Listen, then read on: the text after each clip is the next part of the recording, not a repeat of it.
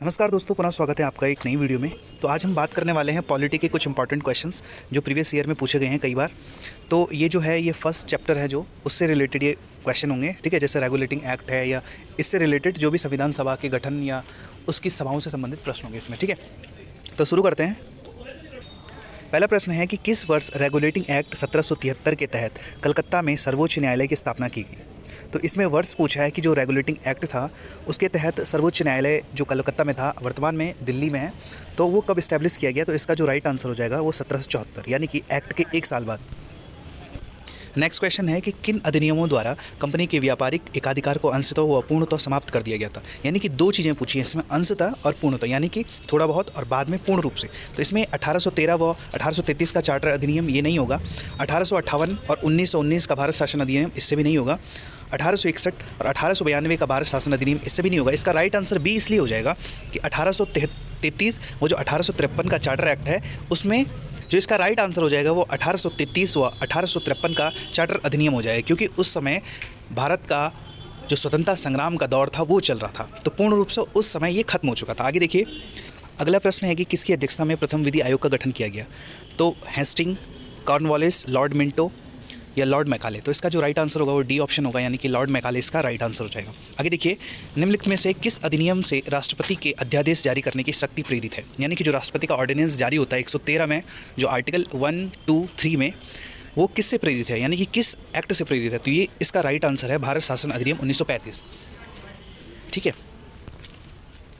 Next है, अप्रत्यक्ष चुनाव प्रणाली का प्रारंभ किस अधिनियम से माना जाता है। यानी कि जो इनडायरेक्ट वोटिंग है, यानी कि जिसमें जैसे दो तरीके की वोटिंग होती है ना, एक हम जनता के द्वारा सरकार को चुना जाता है या उसके मंत्री को चुना जाता है या विधायकों को चुना जाता है, और दूसरी होती है जिसमें अप्रत्यक्ष रूप से, यानी कि हम जिनको चुनकर भेजते हैं वही उनका चयन करते हैं। तो इसका जो एक्ट है वो 1892 का जो भारत परिषद अधिनियम है उसका राइट आंसर हो जाएगा। आगे देखिए, भारतीय विधायिका प्रथम बार द्विसदनीय बनाएगी। तो इसका राइट आंसर हो जाएगा 1919 के भारत शासन अधिनियम द्वारा, ठीक है। 1919 जो 1919 डबल है ना, इससे भी आप याद रख सकते हैं कि द्विसदनीय की बात की गई थी। कुछ ट्रिक भी तो बनानी होती है ना कई बार। नेक्स्ट देखिए, गवर्नर जनरल की कार्यकारिणी में नियुक्त होने वाले प्रथम विधि सदस्य थे। तो BN राव नहीं थे, BR अम्बेडकर भी नहीं थे, तेज बहादुर संप्रभु नहीं थे, तो सत्येंद्र प्रसाद सिन्हा इसका राइट आंसर हो जाएगा। अधिनियम की कमियों को दूर करने के उद्देश्य से एक्ट ऑफ सेटलमेंट लाया गया।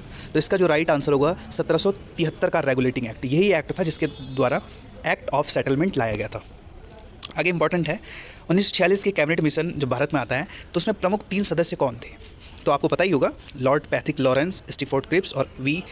एलेक्जेंडर इसका राइट आंसर हो जाएगा। अगला प्रश्न है कि अंतरिम सरकार 1946 में मुस्लिम लीग के सदस्य भी सम्मिलित थे। निम्नलिखित में से कौन सदस्य मुस्लिम लीग से संबंधित नहीं है। तो इसका राइट आंसर हो जाएगा रफ़ी अहमद किदवई, ठीक है, इसका राइट आंसर हो जाएगा।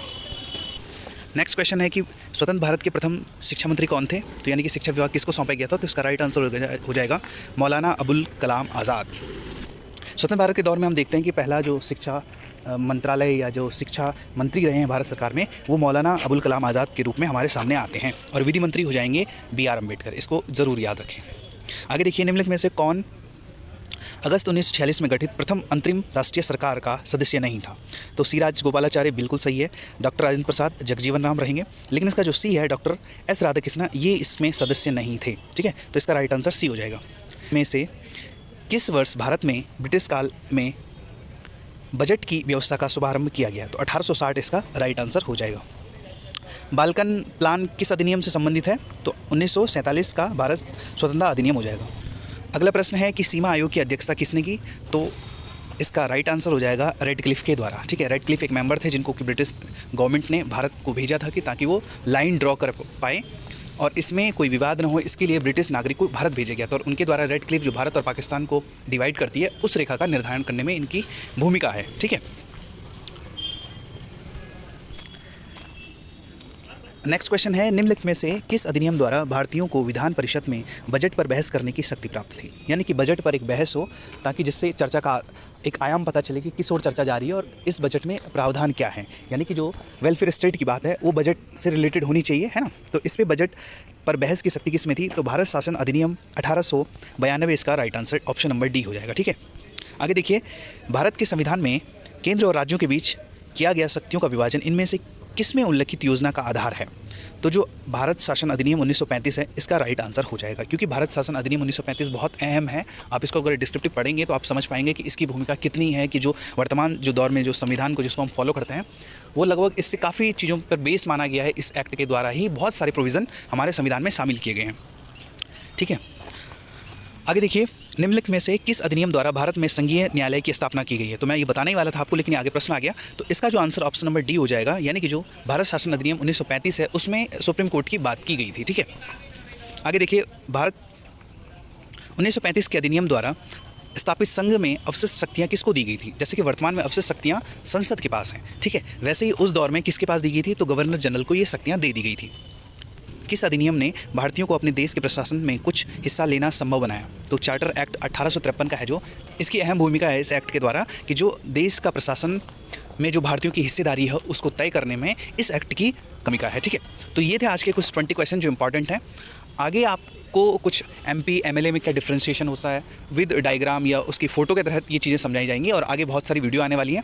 अगर आप चैनल पर नए हो तो वीडियो को लाइक करिए, शेयर करिए, कमेंट्स, और हाँ, सब्सक्राइब जरूर कीजिए। ठीक है, धन्यवाद, मिलते हैं किसी नई वीडियो के साथ।